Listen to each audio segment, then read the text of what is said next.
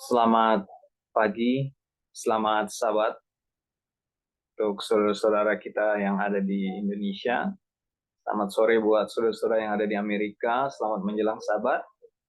Di Tuhan, saat ini kita dikumpulkan lagi untuk melanjutkan pelajaran kita dari buku Perjanjian Kekal atau Everlasting Covenant. Kita sekarang ada di chapter 18. Dan hari ini tanggal 11 ya, bulan 5 2024. Dan sebelum kita lanjut, mari kita tunduk kepala dan berdoa. Kita satu di dalam doa. Bapa kekal, Bapa yang agung, dipuji dimuliakan nama-Mu. Sungguh baik Engkau Tuhan di dalam segala perkara atas kehidupan masing-masing kami. Kami mengucap syukur Tuhan saat ini di mana Tuhan sudah mengumpulkan kami untuk kami boleh melanjutkan pelajaran kami, dan biarlah Tuhan apa yang Tuhan mau kami lihat dari semua pelajaran-pelajaran ini boleh benar-benar menjadi bagian dan mendarah daging di kehidupan kami. Biarlah kiranya banyak jiwa-jiwa yang rindu untuk belajar, Tuhan panggil, dan sehingga kedatangan Tuhan boleh dipercepat. Kami melihat begitu baiknya Tuhan di dalam hal menuntun kami semua untuk melihat kebenaran yang benar, Injil yang sejati. Bapa di surga, kiranya Engkau bersama-sama dengan kami dalam pertemuan ini, memberkati hamba, memberkati kami semua yang sama-sama belajar, kiranya pengertian dari surga menjadi bagian kami. Menyerahkan hidup kami yang sisa ke dalam tangan-Mu, dan biarlah kehendak-Mu jadi atas kami.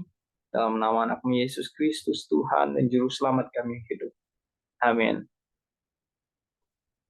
Oke, saudara-saudara, sedikit review ya tentang chapter 17 yang sudah kita bahas kemarin. Ya, ada 2 pertemuan kemarin, dan di sana tentunya kita berbicara tentang diselamatkan oleh kehidupan. Nah, di mana kita berbicara bagaimana Musa dan bangsa Israel diselamatkan. Saudara, kita tahu kemarin di dalam pembahasan kita dibahas bagaimana ketika bangsa Israel itu keluar dari tanah Mesir, ya, mereka karena iman. Dan juga disentil bagaimana bukan cuma Musa yang memiliki iman, tetapi bangsa Israel pada keseluruhannya. Nah, ini ada dasarnya, yaitu ketika bangsa Israel ini melihat perbuatan Tuhan, apa yang terjadi kepada Firaun, ya, apa yang terjadi melalui tulah-tulah itu, dan juga apa yang diperintahkan pada waktu malam untuk Paskah itu, ya, untuk memberikan tanda di ambang pintu, ya, melalui darah. Jadi itu juga dilakukan karena mereka percaya apa yang Tuhan buat, apa yang Tuhan suruh, ya. Lalu kemarin kita sempat singgung tentang bagaimana orang-orang, ya, atau nabi-nabi juga yang dulu, atau siapapun itu yang sanggup bertahan di dalam setiap ujian, ya, penderitaan atau apapun itu, tekanan-tekanan dari segala zaman, itu adalah karena mereka orang-orang yang sanggup melihat Tuhan dengan iman, ya. Jadi mereka orang-orang yang sanggup melihat Tuhan dengan iman. Dan pekabaran khusus yang sudah diberikan dan untuk dituruti, lalu juga dibagikan kepada orang lain, yaitu adalah ikutlah Tuhanmu, ya, kabaran itu, ikutlah Tuhanmu. Dan ini saudara-saudara sangat penting buat kita. Kemarin di penekanannya di chapter 17 juga, di mana ketika kita akan melewati masa kesukaran, ya, time of trouble, mulai dari Sunday Law, dan sebenarnya sebelum Sunday Law, sekarang pun sudah kita terlihat ya, waktu COVID kemarin itu cukup menyusahkan, dan kita tahu di masa yang akan datang nanti, hal-hal yang lebih parah dari sekedar COVID itu akan disuguhkan kepada kita. Nah, apakah kita akan menjadi orang-orang yang sanggup berdiri di atas kebenaran yang sudah kita pelajari selama ini, atau apakah kita akan menjadi orang-orang yang bisa bertahan di dalam setiap tekanan kehidupan, ya? Nah, kita lihat di sini adalah kuncinya, di mana kita mengenal Tuhan kita, ya, melalui iman. Inilah yang dikumandangkan oleh A.T. Jones Wagoner, dan inilah yang sudah kita pelajari selama ini, ya.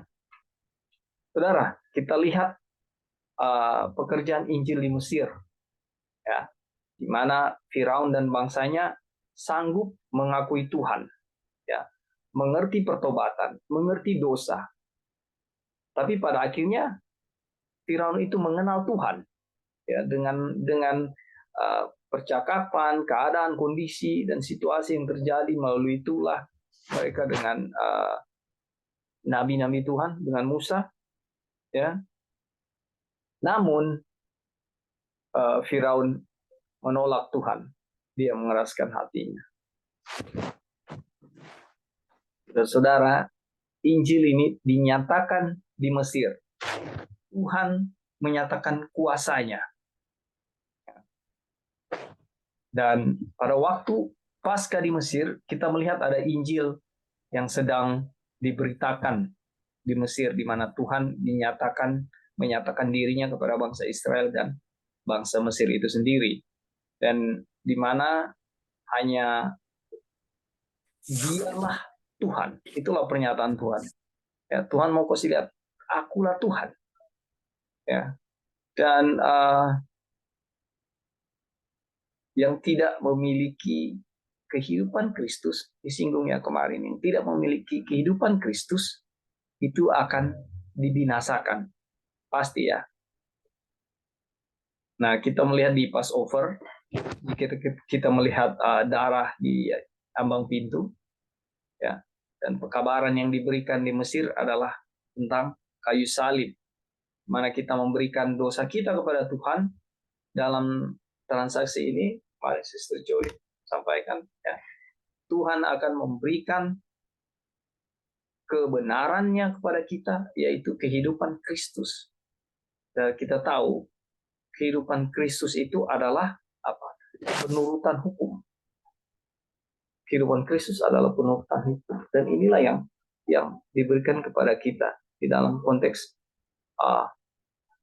ketika kita menyerahkan dosa-dosa kita, pertobatan. Nah, saudara-saudara, singkat tentang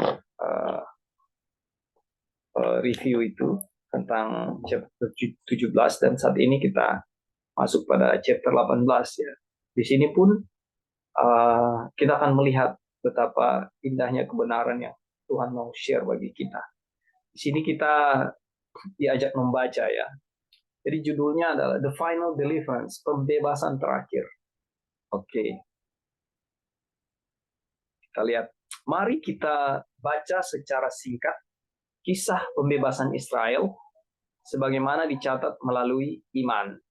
Nah, maka pada tengah malam Tuhan membunuh tiap-tiap anak sulung di tanah Mesir dan anak sulung Firaun yang duduk di tahtanya sampai kepada anak sulung orang tawanan yang ada dalam liang tutupan, beserta segala anak sulung hewan.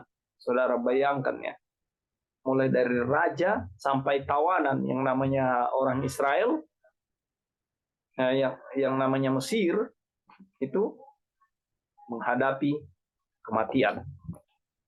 Dan Firaun bangun pada malam hari, dia dan semua hamba-hambanya dan semua orang Mesir. Dan ada seruan hebat di Mesir karena tidak ada rumah di mana tidak ada yang mati. Tidak ada satupun rumah ya, yang di mana tidak ada kematian.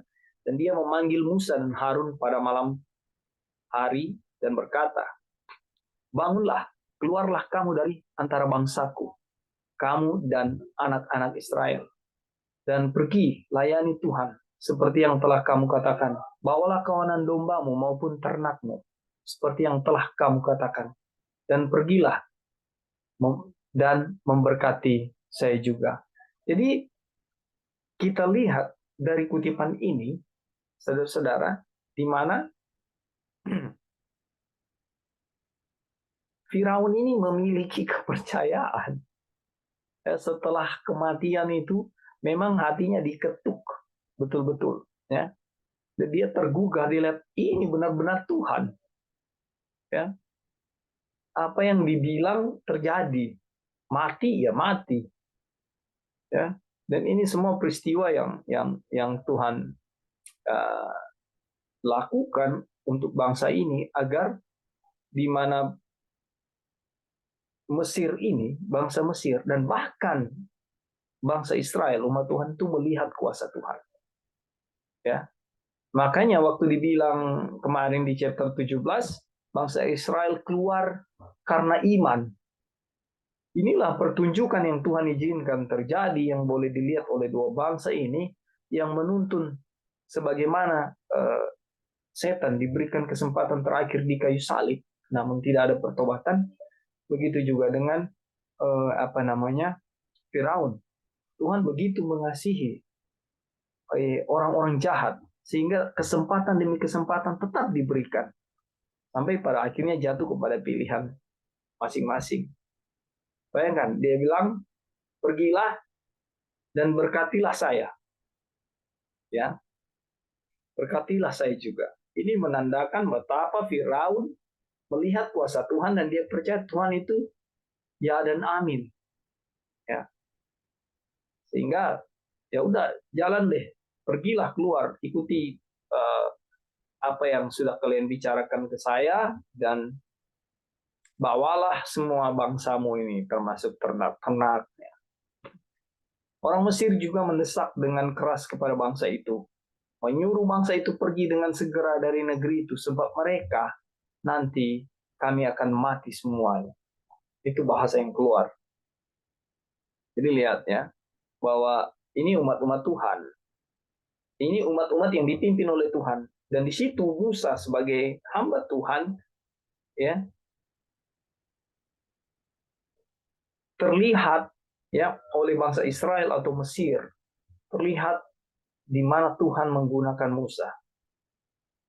Di mana apa yang Musa katakan, oleh karena Tuhan berbicara kepada Musa dan Musa menyampaikan kepada bangsa Israel, bahkan kepada Firaun, itu terjadi.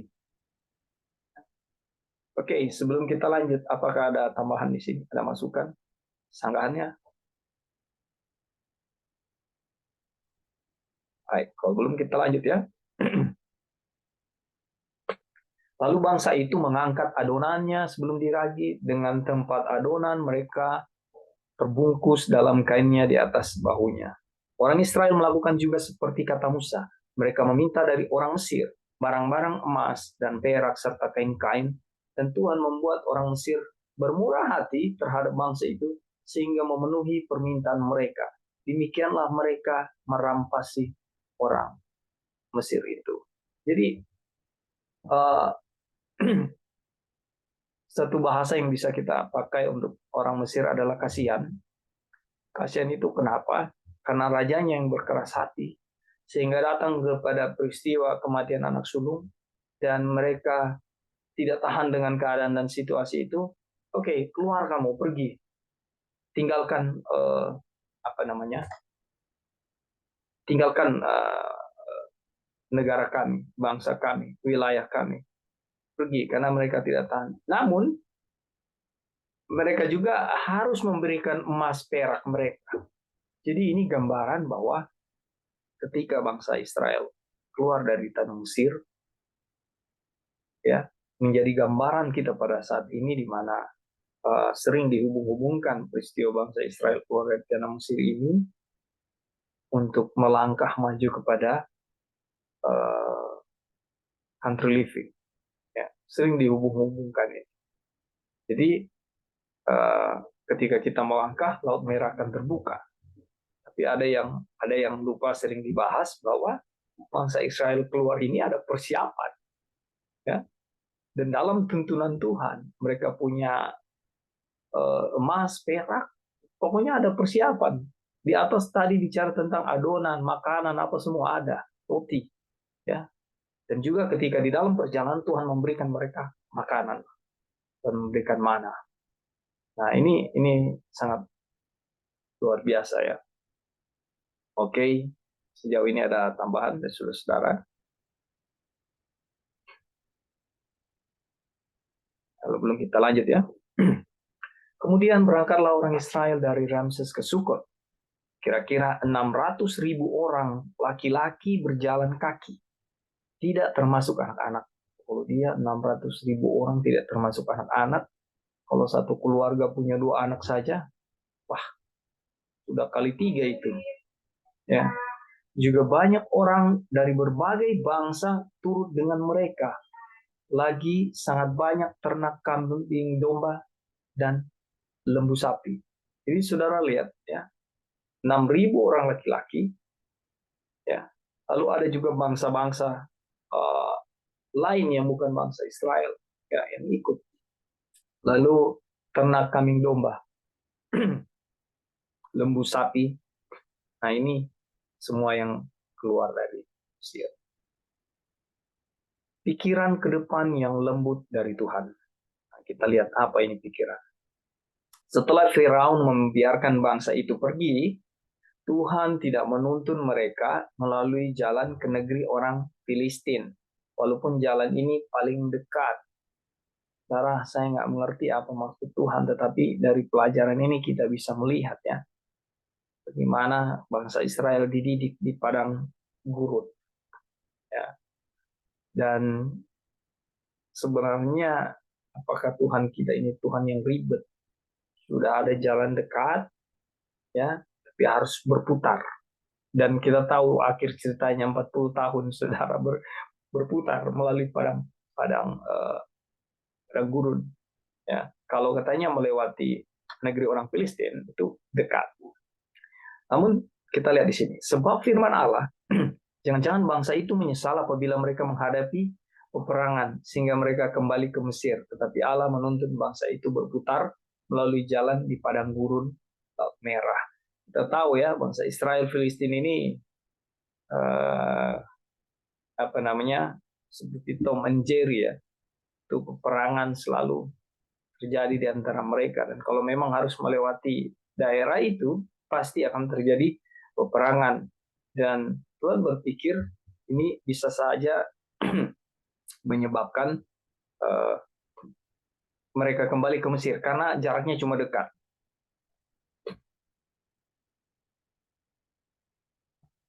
Demikian mereka berangkat dari Sukot dan berkemah di Etam di tepi padang gurun.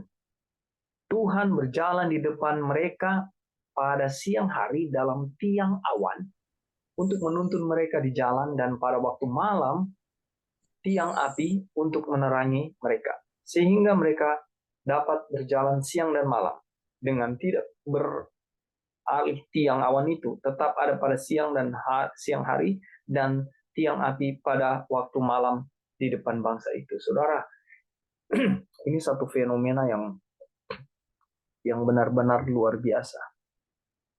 Ya, kalau kita lihat di film-film atau di, ya, salah satu film dokumenter tentang padang pasir, padang gurun, ya, itu sangat panas, saudara. Dan kalau berjalan situ sudah susah airnya, kulit kita bisa hancur, mengelupas. Ya. Tapi ketika bangsa Israel keluar ini, mereka di dalam tuntunan Tuhan. Dan fenomena tiang awan dan tiang api ini, saudara, ini kan fenomena alam yang Tuhan siapkan, yang Tuhan izinkan ada pada waktu itu. Ini maksudnya melindungi bangsa Israel, dan inilah perlindungan yang menjaga mereka. Ya. Bayangkan kalau nggak ada awan, hangus-hangus semua di dalam perjalanan. Artinya penderitaan bertambah. Dan bagaimana dengan tiang api? Saudara, dulu nggak ada listrik nggak ada senter dulu. Obor ada. Tapi apakah dengan ada tiang api yang menerangi perjalanan mereka atau menerangi lokasi mereka saat itu, mereka membutuhkan obor? Tentunya tidak ya. Nah, ini gambaran bagaimana kasih Tuhan sekaligus ini memberikan kepada kita saat ini melihat perbuatan kasih Tuhan dan kuasanya. Siapa yang bisa bikin tiang api dan tiang awan saat ini? Tidak ada satupun selain Tuhan. Oke, silakan ada masukan tambahan saudara-saudara dari yang sudah kita baca. Ya. Silakan. Jadi dalam pelajaran ini kita belajar mengenai bagaimana bangsa Israel keluar. Ya. Teman-teman, perayaan Paskah itu ternyata memperingati bagaimana peristiwa Tuhan menyelamatkan bangsa Israel dari kekuasaan Mesir. Dan tulah ke-10 ini adalah puncak Tuhan menunjukkan kekuatannya dan melepaskannya. Ya, melepaskan bangsa Israel. Ya. Dan Paskah adalah peringatan di mana pengorbanan dari anak domba ini ada pada puncak di mana Tuhan menaklukkan Mesir ya. Dan teman-teman, ini memberi satu pelajaran kepada kita bagaimana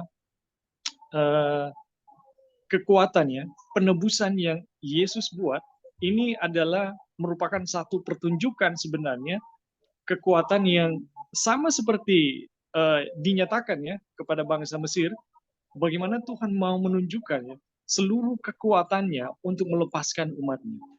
Jadi perayaan Paskah ini adalah sebenarnya perayaan memperingati bagaimana kuasa Tuhan yang sangat besar untuk melepaskan umatnya dari kekuasaan dosa ya. Dan kita lihat ya teman-teman, ini sekalipun jumlahnya sangat banyak, ini berlaku secara pribadi kepada masing-masing. Jadi keluarnya bangsa Israel itu semua adalah iman pribadi ya masing-masing. Dan sekalipun ini juga adalah iman pribadi masing-masing, bagaimana Tuhan menyelamatkan itu terjadi kepada satu bangsa yang sangat besar. Nanti kita akan lihat ya, kita akan pelajari bagaimana kita melihat berkat-berkat Tuhan yang begitu besar dengan jumlah yang sangat besar ini. Oke, itu aja, Bro. Terima kasih. Terima kasih ya. Jadi benar ya apa yang dikatakan dari ulasan-ulasan ini. Kuasa Tuhan itu benar-benar dinyatakan ya. Makanya saya lupa ayatnya ya.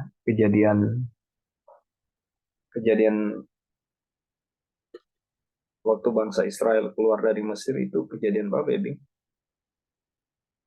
Keluaran ya.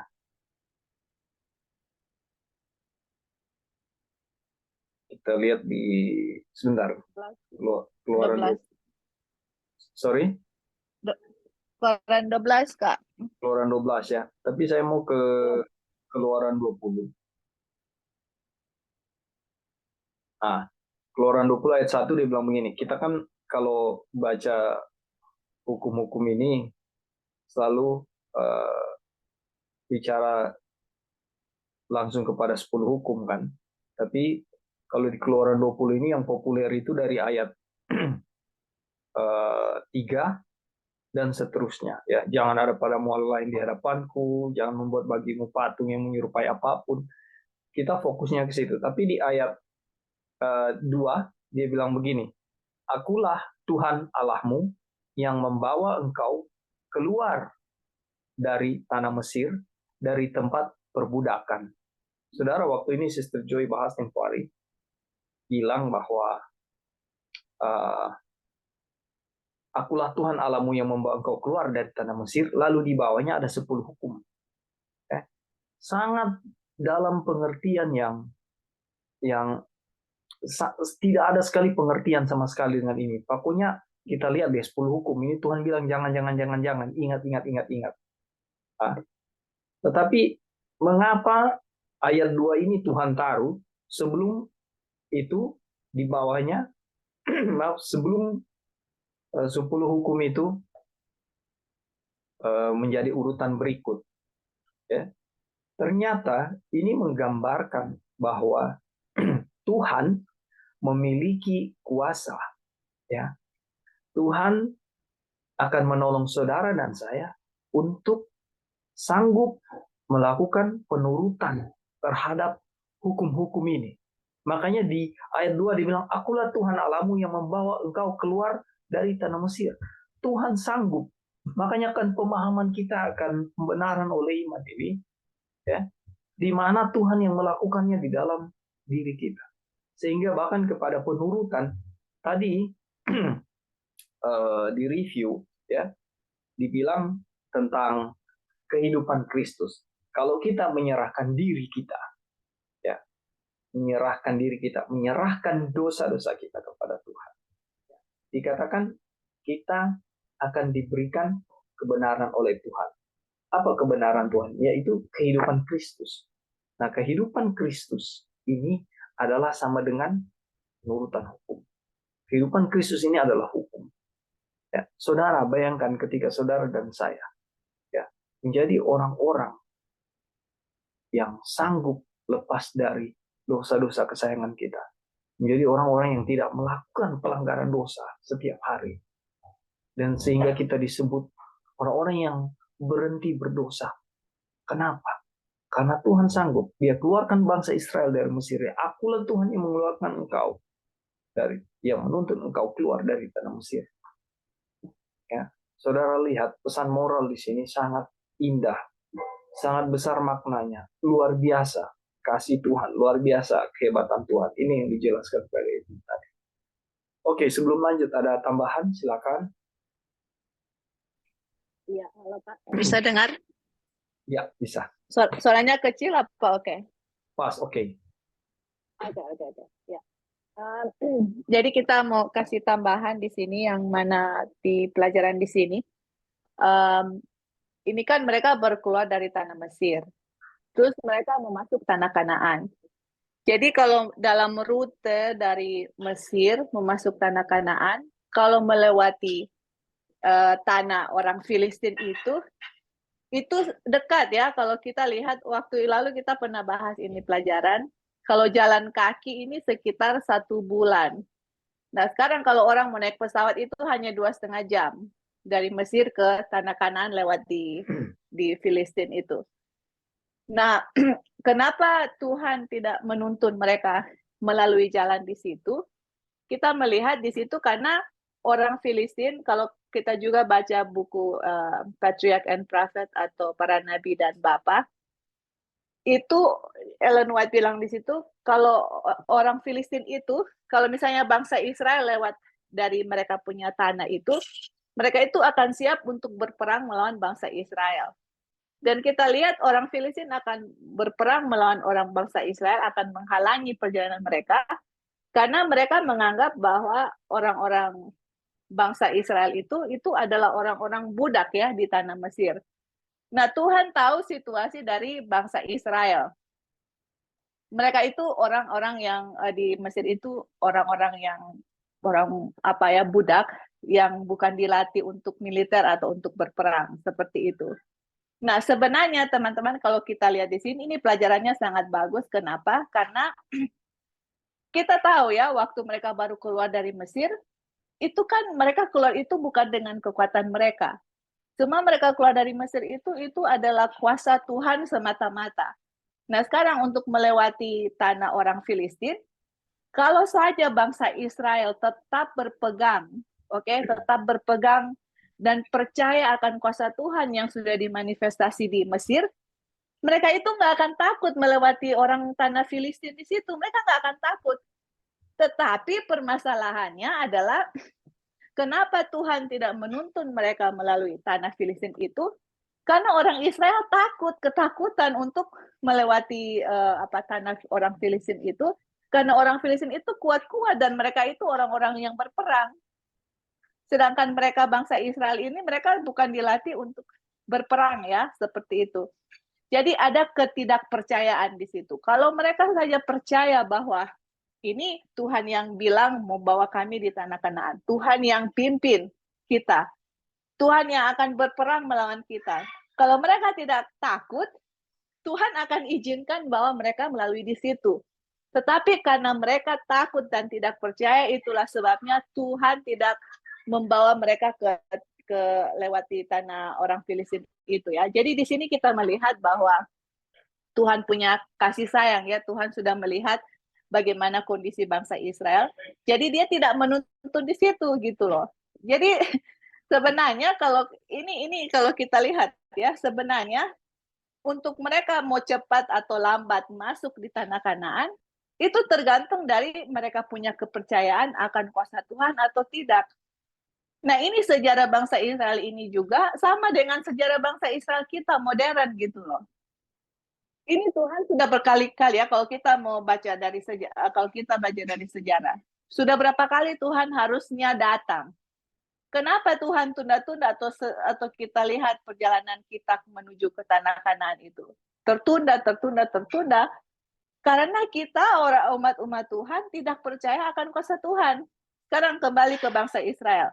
Mereka berpikir untuk bisa melewati tanah Filistin itu harus berperang, menggunakan kekuatan mereka, kekuatan fisik. Nah, kalau ke aplikasi kerohanian adalah yaitu kita tidak membiarkan Tuhan yang bekerja untuk melawan akan musuh-musuh pribadi kita gitu. Kelemahan-kelemahan kita. Kita berusaha dengan kekuatan kita untuk berperang akan kelemahan-kelemahan kita atau musuh-musuh kita ya. Tetapi dalam pelajaran ini mau diajarkan kepada kita bahwa untuk kemenangan bangsa Israel itu di saat mereka membiarkan Tuhan yang bekerja.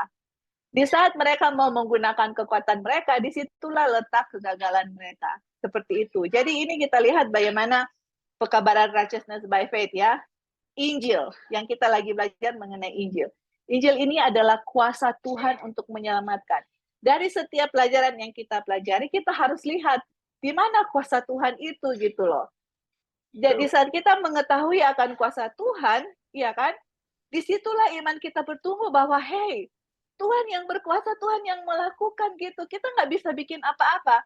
Yeah. Coba kita lihat bangsa Israel, iya kan, keluar dari Mesir. Kita tanya ke Opin, orang bikin apa sebenarnya?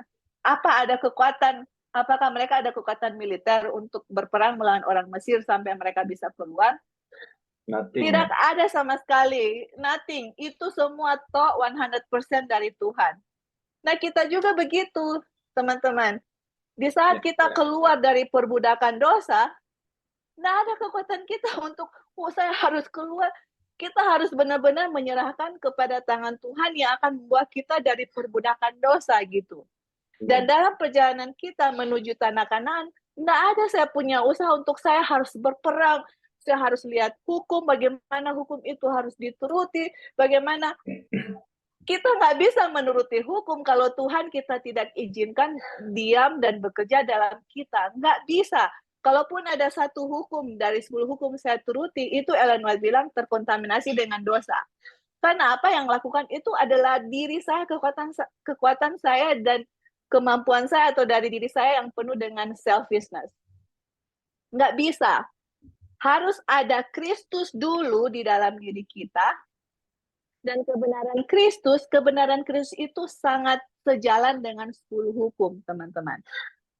Baru kita akan lihat, oh iya, akan ada penurutan hukum yang sempurna. Kenapa itu belum terjadi? Karena memang orang masih belum benar-benar percaya akan kuasa Tuhan. Nah, makanya pelajaran ini diulang-ulang. Dari bab pertama sampai sekarang selalu ditunjukkan kuasa Tuhan. Dan selalu dinyatakan bagaimana kekuatan manusia itu tidak ada artinya sama sekali.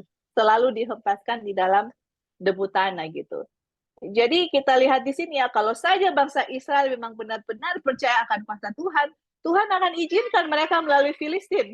Karena yang akan mengalahkan Filistin bukan mereka, Tuhan yang akan berperang melawan orang Filistin gitu loh. Tapi karena mereka tidak percaya akan kuasa Tuhan, dan Tuhan tahu itu, dan kalau mereka lewat situ, orang Filistin akan berperang, dan mereka itu akan kecewa, Dan mereka bilang, oke, lebih baik kita kembali lagi ke Mesir gitu loh. Kita nggak siap untuk berperang. Mereka tidak membiarkan Tuhan yang berperang melawan mereka. Mereka pikir untuk masuk tanah Kanan, mereka yang harus menggunakan kekuatan fisik mereka untuk berperang terhadap musuh-musuhnya. Sama dengan kita pikir kita yang harus berusaha dengan sekuat tenaga untuk mengalahkan semua kita punya kelemahan, semua kita punya dosa. Tapi teman-teman, kalau kita nggak serahkan dosa kita kepada Tuhan, nggak akan pernah ada kebenaran Kristus dalam kita, nggak pernah. Dan kalau kebenaran Kristus nggak ada, bagaimana saya mau menuruti akan 10 hukum Tuhan? Nggak bisa sejalan diri kita dengan 10 hukum. Harus ada kebenaran Kristus di kita untuk 10 hukum bisa dituruti. Dan ini harus diulang-ulang, kita harus paham kenapa. Karena ini inti pekabaran ini. Tuhan lagi menunggu manifestasi dari karakternya dinyatakan di dalam diri kita. Tapi kalau kita nggak membiarkan Tuhan bekerja, bagaimana karakternya bisa ada dalam diri kita? Yang akan pernah bisa, yang ada hanya diri terus, nggak diri kita yang hidup, bukan kehidupan Kristus yang hidup dalam diri kita. Oke Kak, mungkin itu tambahan dari kita. Thank you. Puji Tuhan ya. Jadi benar sekali bahwa apa yang sudah kita dengar barusan, kalau dari konteks nubuatan kita tahu Mesir itu adalah dunia. Ya. Nah, kita juga sudah sering belajar tentang kehidupan dunia dan kehidupan rohani sangat jauh berbeda. Dan inilah tadi yang sudah dijelaskan Sister Joy, bagaimana kemenangan-kemenangan yang kita miliki ya dari setiap pergumulan kita, lalu sampai kita bisa hidup di dalam penurutan ketika kita memiliki kebenaran Kristus. Puji Tuhan, saudara-saudara, kebenaran Kristus itu adalah kehidupan dalam penurutan hukum. Dan saudara bayangkan kalau itu jadi bagian kita. Ya. Saudara bayangkan ketika saudara hidup suci, saudara hidup. Dulu saya menentang sekali perkataan tentang di dunia ini tidak ada orang suci. Lalu setelah saya belajar tentang Henokh, ternyata Henokh orang suci. Dan ada orang suci di dunia ini. Itu juga waktu Yesus datang ke dunia. Dia adalah orang suci yang hidup di dunia. Artinya, kehidupan suci bisa dijalankan di dunia. Yang membedakan adalah pengertian kita tentang bagaimana hidup suci. Oke, dari Brother Esom, silakan. Ada yang mau disampaikan? Selamat pagi semuanya, selamat sahabat. Saya hanya mau bertanya ya. Pertanyaan saya adalah ketika Firaun membiarkan bangsa ini keluar, yang keluar dari Mesir waktu itu bukan hanya bangsa Israel, tapi orang-orang Mesir juga ikut keluar. Betul. Ya. Jadi saya merenung-renungkan, saya memikir-mikirkan lagi, kenapa ya? Kok memang Tuhan tahu? Emang Tuhan tidak tahu emangnya hanya bangsa Israel yang keluar. Orang-orang Mesir juga ikut keluar. Tapi kenapa Tuhan membiarkan itu? Gitu? Membiarkan orang ini bercampur dengan orang Israel di dalam perjalanan mereka keluar. Awalnya mereka kagum dengan mujizat-mujizat yang Tuhan telah tunjukkan. Yeah. Dan mereka mungkin percaya itu. Namun dalam perjalanan kita tahu akhirnya kan. Nah, apa hubungannya dengan pekabaran malaikat ketiga yang kita pelajari ini? Saya sedang merenung-renungkan jawabannya pas. Mungkin ada teman-teman yang mau membantu saya. Gitu. Terima kasih. Oke, baik. Sedikit jawaban dari saya dan saya akan minta teman-teman yang lain juga yang bisa bantu untuk dijawab ya. Yang saya lihat, brother, adalah Injil ini untuk semua orang. Ya. Bahkan di dalam proses Musa datang kepada Firaun, itu adalah proses di mana Injil dikabarkan kepada Firaun, yang tentunya kepada bangsanya juga. Ya. Dan ketika semua peristiwa-peristiwa kebesaran Tuhan itu terjadi dalam bentuk tulah, ya, itu disaksikan oleh bangsa Israel yang disebut umat Tuhan dan bangsa Mesir. Ya, kedua bangsa ini melihat bagaimana kebesaran Tuhan. Nah, di dalam konteks tadi Brother Edwin sudah singgung, pribadi lepas pribadi itu memiliki iman sehingga mereka keluar meninggalkan Mesir. Pertanyaan lagi muncul, brother. Apakah hanya orang Israel saja yang keluar dengan iman? Atau bangsa yang brother sebut tadi, bangsa-bangsa Israel, personel-personel yang ikut juga keluar, bangsa-bangsa Mesir maksud saya, ya ikut keluar. Apakah mereka tidak memiliki iman atau hanya ikut-ikutan saja? Ya. Nah, saya mempercayai ya dari kutipan yang kita lihat dan kita baca bahwa orang Mesir pun bahkan mau ikut keluar meninggalkan Mesir itu karena mereka juga memiliki iman yang bertumbuh. Mereka melihat kuasa Tuhan. Ya, memang saat ini belum ada kutipan yang lebih spesifik mendukung apa yang saya bilang ini, tetapi saya hanya berdasarkan dengan apa yang sudah kita baca saat ini ya. Bahkan iman pun bertumbuh. Ya, kita lihat di atas ya kutipan ketika Firaun bilang begini, berkati saya juga. Ya, ini menandakan bahwa Firaun percaya ada berkat dari Tuhan. Firaun percaya bahwa Tuhan bisa memberkati. Jadi kita lihat pelajaran penting di sini. Lalu bagaimana dihubungkan dengan pekabaran malaikat ketiga yang kita bahas-bahas selama ini tentang pelajaran-pelajaran yang sering kita ikuti melalui Zoom ini dan apa yang sudah kita bahas intinya adalah Injil. Ya. Dan mengapa pekabaran pembenaran oleh iman ini yang notabene Ellen G. White bilang adalah pekabaran 3 malaikat ya yang disampaikan kepada kita di zaman ini, karena pada waktu 1888 kita tahu bersama bahwa itu ditolak. Ada kutipan juga bilang bahwa jika pekabaran ini diterima pada waktu itu 3 tahun kemudian, Ellen G. White tulis, Tuhan akan datang.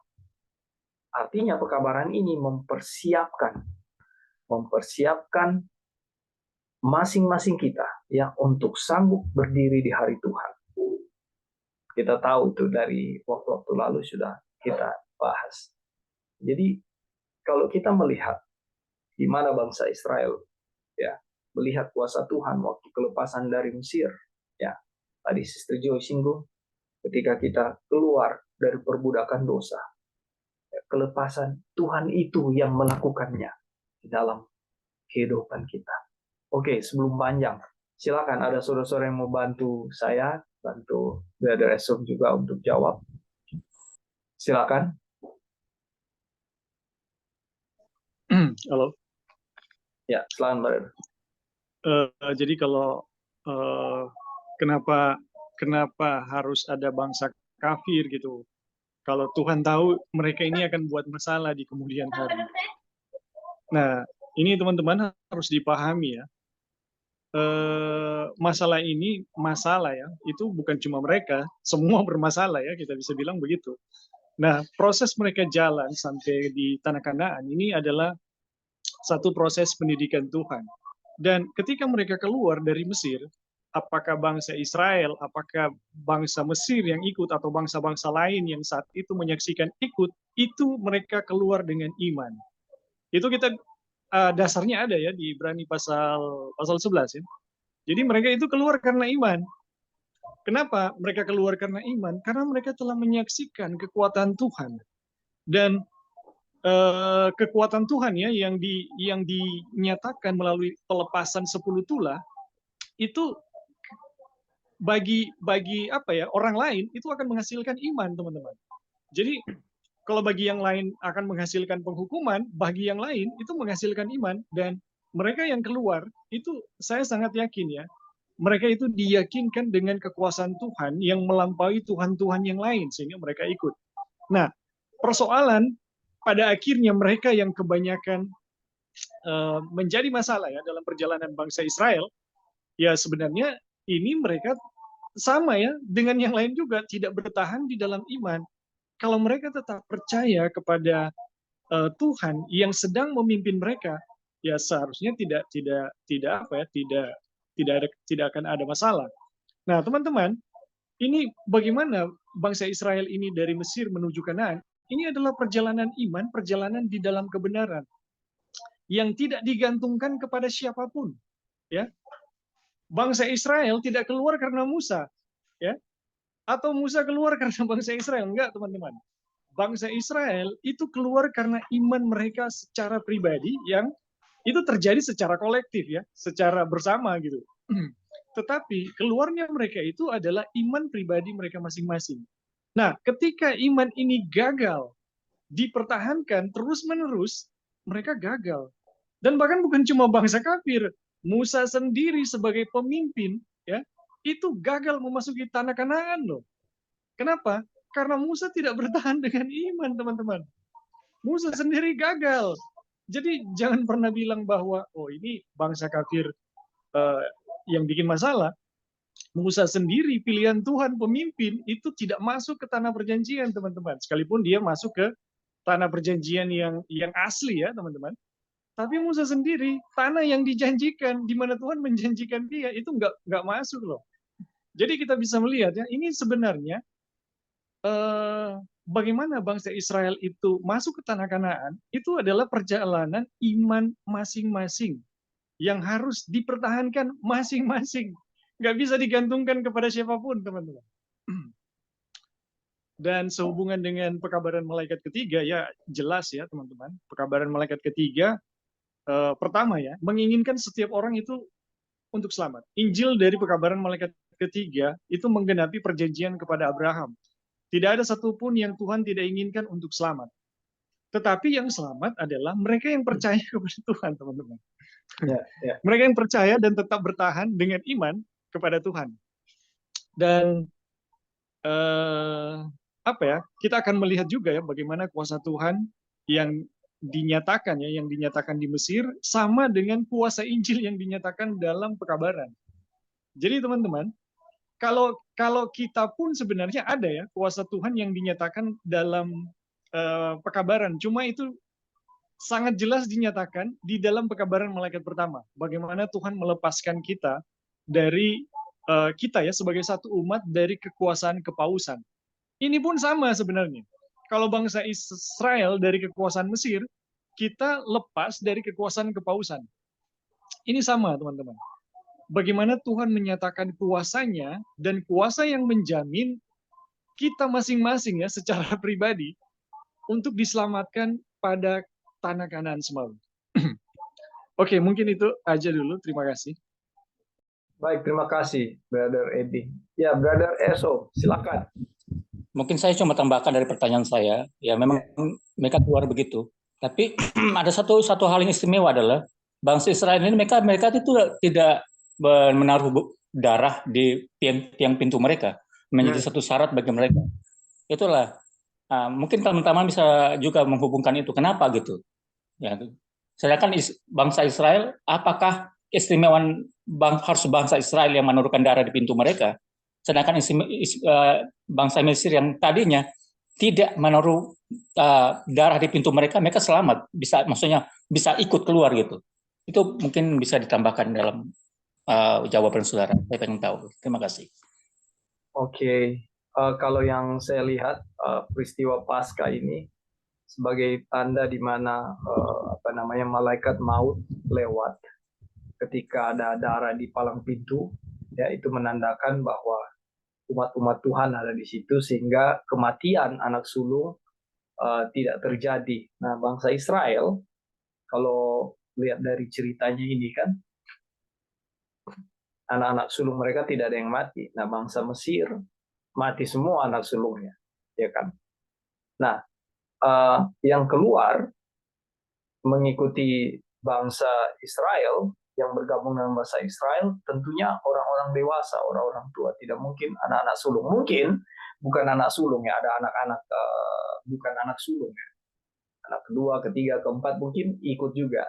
Tapi tanda Paskah ini adalah di mana malaikat maut lewat. Dan umat-umat Israel yang memiliki tanda ini tidak mengalami kematian. Ada tambahan, mungkin ada tambahan. Silakan.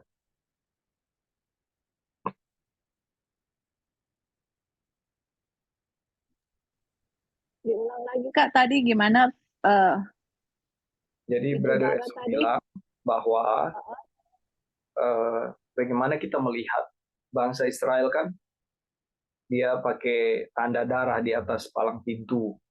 Nah, sementara bangsa Mesir ini tidak, gitu loh. Nah, bangsa Israel, keistimewaan bangsa Israel itu ya tidak dialami oleh bangsa Mesir. Tapi bangsa Mesir ini kok bisa ikut bergabung seperti itu. Kira-kira Bisa ikut begitu keluar. ya, Resro? Bisa keluar dari Mesir, gitu. Ikut keluar dari dengan bersama dengan bangsa Israel. Iya. Ya. Oh ya, jadi yang kalau kita tahu ya, yang mengenai Paskah itu, kalau malaikat tidak lihat darah itu pasti anak sulung akan mati, iya kan? Iya.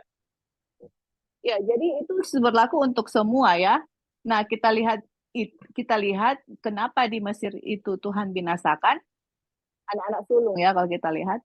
Karena mereka tidak mengikuti apa yang Tuhan perintahkan. Kan Tuhan sudah kasih warning duluan toh. Kalau saya tidak lihat darah di pintu, akan ada kematian, anak sulung saya akan bunuh di situ. Jadi bukan istilahnya Tuhan nggak langsung datang terus hanya membunuh anak sulung di Mesir, tidak, tapi itu sudah dikasih warning kepada semua yang ada di tanah Mesir bahwa akan ada kematian kalau tidak ada darah di situ. Nah, kita lihat waktu lalu kan kita sudah belajar pelajaran ini bahwa kita melihat di sini Tuhan mau menyatakan akan Injil kan, di mana judul yang kita belajar pada waktu lalu adalah diselamatkan oleh kehidupan. Ya, Tuhan mau mengajarkan bagaimana hanya dengan darah Kristuslah kamu akan diselamatkan dari pelajaran mengenai Paskah ya. Nah, bangsa bangsa Mesir yang tidak mempercayai akan perkataan Kristus itu, ya mereka tidak mengikuti akan apa yang Tuhan perintahkan kepada mereka. Akhirnya anak-anak sulungnya mereka itu dibunuh gitu. Nah, yang keluar itu ya istilahnya yang keluar dari tanah Mesir. Kalau kita lihat yang Brother Esrom bilang itu bangsa-bangsa yang lain itu kalau kita baca di ayat Alkitab itu bahasa Inggris itu namanya mixed multitude. Orang-orang yang bercampur gitu yang mereka ikut keluar. Jadi obviously maksudnya secara nyata dan jelas itu bahwa ya mereka itu tidak mati, berarti saya nggak tahu ya istilahnya apakah ada juga mereka yang mengikuti akan perintah Tuhan yang taruh darah di pintu dan tidak ada kematian, ataupun ada kematian di anak sulungnya dan mereka keluar atau bagaimana, pokoknya dari mereka juga ada yang ikut keluar bersama orang-orang Israel. Dan di antara mereka juga for sure ada kematian kalau mereka tidak taruh darah. Jadi istilahnya Tuhan tidak membeda-bedakan, dan kalau Tuhan sudah bilang sesuatu itu akan dilaksanakan no matter what gitu loh. Kalau kamu menurut akan ada kehidupan. Di saat kamu tidak menurut akan ada kematian. Ya berarti orang-orang yang Mesir yang keluar dari orang-orang Mesir atau mixed multitude yang ikut keluar, obviously mereka tidak mengalami kematian ya di saat Paskah itu, ataupun anaknya yang mengalami kematian atau binatangnya yang mengalami kematian. I don't know. Pokoknya di saat mereka keluar dari tanah Mesir yang tadi Ebing bilang itu mereka keluar dengan iman loh. Kenapa? Karena mereka sudah melihat akan kuasa Tuhan. Nah, yang Ebing tadi bilang itu sangat betul ya, di mana permasalahannya itu sebenarnya bukan hanya kepada orang-orang mixed multitude atau bangsa-bangsa yang lain yang ikut. Itu semua permasalahannya sama. Mau mixed multitude kayak, mau bangsa Israel kayak, tidak mempertahankan iman atau mereka tidak mempertahankan akan kepercayaan atau manifestasi akan kekuatan Tuhan yang mereka lihat di Mesir, mereka tidak pertahankan itu gitu. Di saat mereka menghadapi permasalahan, yang terjadi adalah persungutan. Oh, kenapa begini, kenapa begitu, Tuhan begini, Tuhan begitu. Mereka lupa akan kuasa yang Tuhan sudah dimanifestasi di Mesir. Mau orang Israel kayak mau mixed multitude kayak, tetapi kebanyakan kita lihat ya, yang mulai itu selalu mixed multitude atau bangsa-bangsa lain yang ikut. Tetapi kalau bangsa Israel pun benar-benar percaya akan kuasa Tuhan, mereka nggak akan terpengaruh dengan mixed multitude mau bilang apa. Sama dengan kita juga perjalanan kita gitu. Itu perjalanan iman itu individu. Orang lain mau bersingut, oh Tuhan kenapa begini Tuhan, kita nggak akan terpengaruh dengan persungutan mereka karena kita tahu kuasa Tuhan yang sudah memimpin kita sejauh mana. Begitu juga bangsa Israel. Mereka nggak akan pusing dengan mixed multitude bilang apa. Kalau mereka benar-benar faithful, malah orang-orang mixed multitude itu akan ter-rebuke ya dengan mereka punya ketidakpercayaan, yang mana bangsa Israel akan bilang, kamu lupa akan kuasa Tuhan di Mesir, kamu lupa begini, gini. Orang-orang mixed multitude itu akan apa ya? Akan tertegur dengan kepercayaan atau iman dari bangsa Israel. Tapi kita lihat bangsa Israel malah terpengaruh oleh bangsa-bangsa yang lain, atau bahasa Inggris itu mixed multitude. Seperti itu. Dan juga kita pelajari waktu lalu ya, yang mana dari pelajaran ini Tuhan juga mau menyelamatkan bangsa Mesir. Tuhan mau menyelamatkan Firaun. Kalau Firaun benar-benar ikut akan perintah Tuhan, Firaun itu akan menjadi saksi kepada bangsa-bangsa lain di mana dalam perjalanan mereka masuk ke tanah Kanaan. Firaun itu akan Tuhan gunakan untuk menjadi saksi, memberikan Injil kepada bangsa-bangsa yang lain. Jadi kita lihat di sini ya, dari pelajaran ini secara pribadi saya lihat Tuhan itu yang tadi Ebing bilang. Dengan Injil yang kita pelajari, Tuhan mau menyelamatkan semua orang, nggak ada terkecuali. Injil ini bukan khusus hanya untuk orang Advent. Semua Tuhan mau tahu akan Injil gitu loh. Tuhan tidak pernah membeda-bedakan orang. Dia mau menyelamatkan semua orang. Dan hanya orang yang percaya akan kuasa Tuhan atau Injil ini, mereka lah yang akan diselamatkan. Seperti juga bangsa Israel dulu, mixed multitude dulu, kalau mereka percaya, mereka akan selamat, mereka akan masuk gitu, tanah Kanaan. Tapi unfortunately, sayang sekali ceritanya tidak seperti itu. Yang keluar dari Mesir, yang hanya masuk itu hanya 2 orang ya, Yosua dengan Kaleb. Kenapa mereka masuk? Karena mereka tetap mempertahankan iman mereka, dan mereka tetap tahu akan kuasa Tuhan yang memimpin mereka keluar, juga akan memimpin mereka masuk di tanah perjanjian. Oke, thank you Kak. Oke, itu jawaban dari. Terima kasih Sister Joy. Silakan Brother Erso. Ya, terima kasih atas semua jawabannya.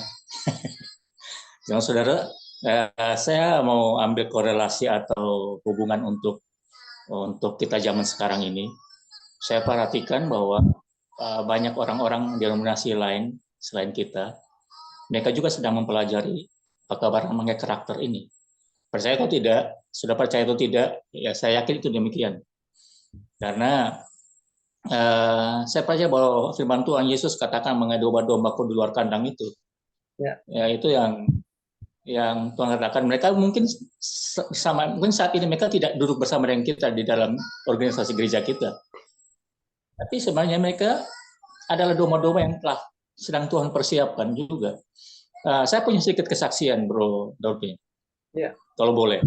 Silakan. Kesaksian saya, kebetulan Sabat lalu di Solo ini ada seminar nubuatan yang dibawakan oleh hamba Tuhan dari Uni. Kemudian sore hari Sabat itu, jadi kebetulan sore Sabat itu setelah penjelasan ada sesi tanya jawab. Kebetulan di dalam poin yang dijelaskan oleh hamba Tuhan ini ada poin nomor 3 mengenai pekabaran malaikat ketiga. Akhirnya saya mau tanyakan kepada hamba Tuhan ini, saya sampaikan demikian.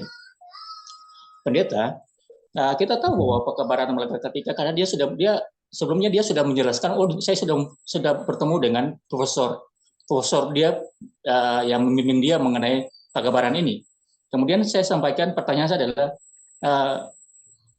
sebelum pendeta, kita tahu bahwa zaman sekarang ini pekabaran malaikat ketiga adalah pekabaran yang disampaikan kepada yang sesungguhnya, yang menurut hamba Tuhan adalah pekabaran disampaikan kepada John sama Goner waktu itu. Pertanyaan saya demikian. Lalu saya sebutkan, pendeta, kenapa organisasi kita tidak menuliskan atau menuliskan buku-buku yang diterjemahkan oleh kedua hamba Tuhan ini untuk dipelajari oleh umat Tuhan, karena untuk mempersiapkan mereka untuk bertemu dengan Tuhan. Saya disebutkan demikian.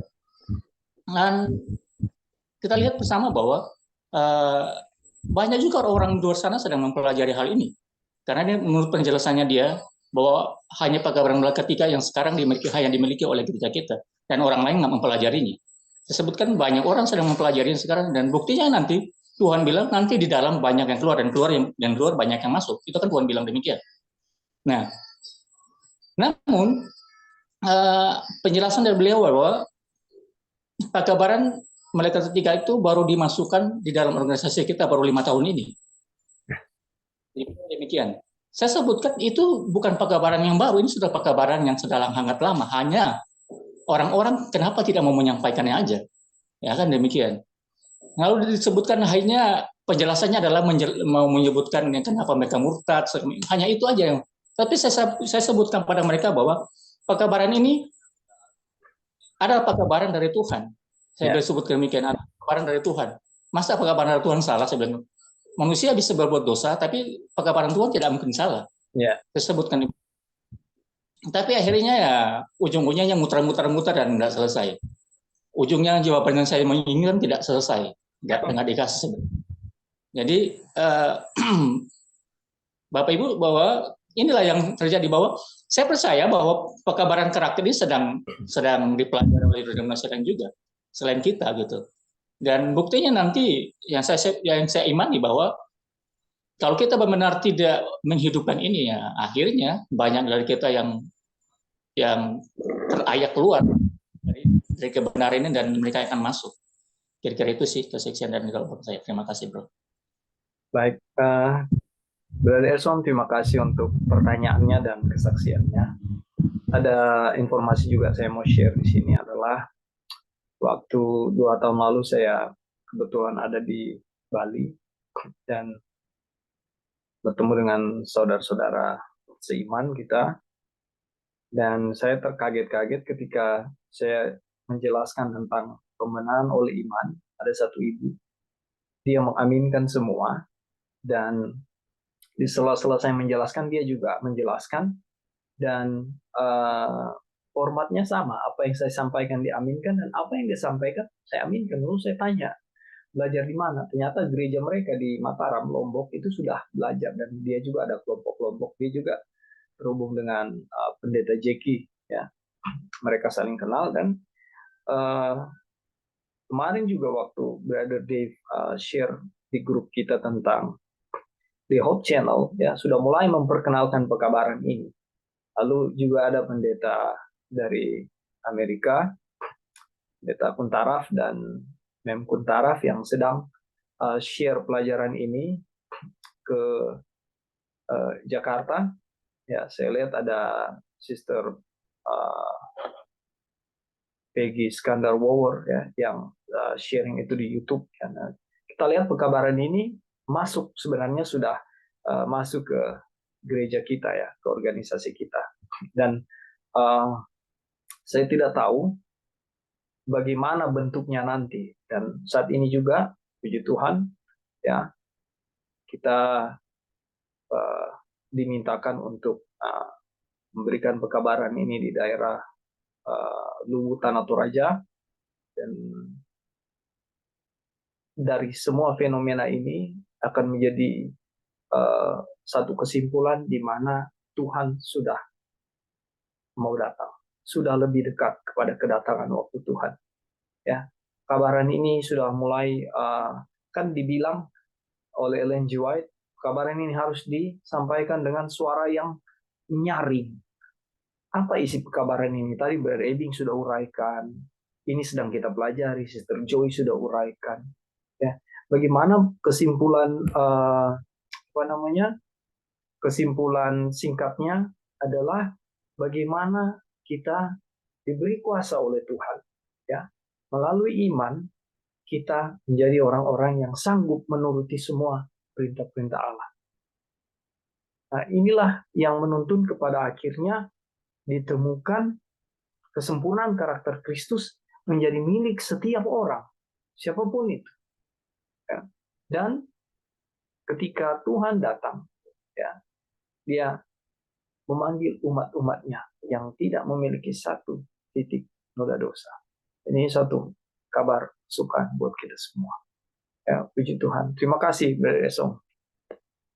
Oke, satu kutipan kita baca dan setelah itu kita akan selesai.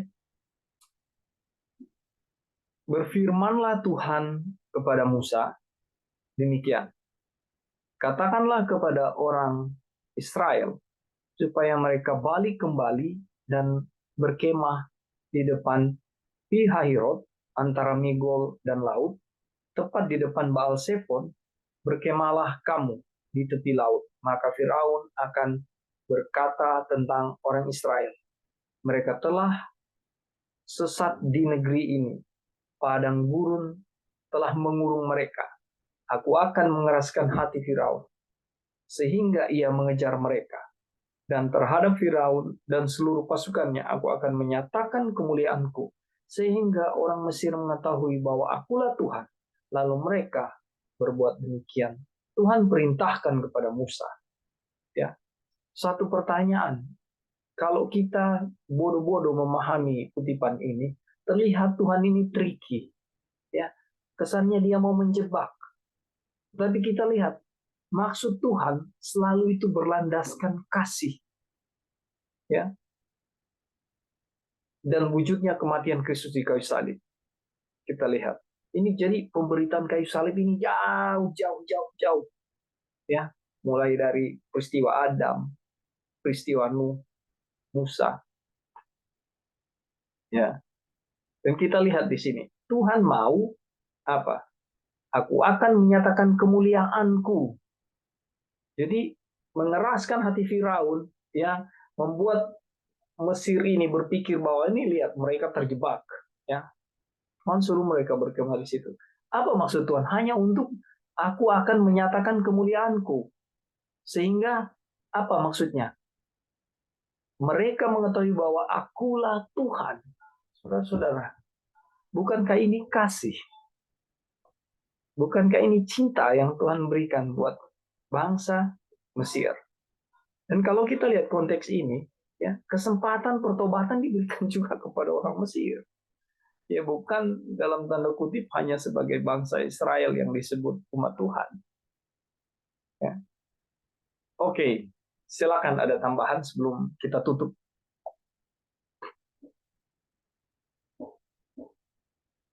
Ada masukannya, saudara-saudara?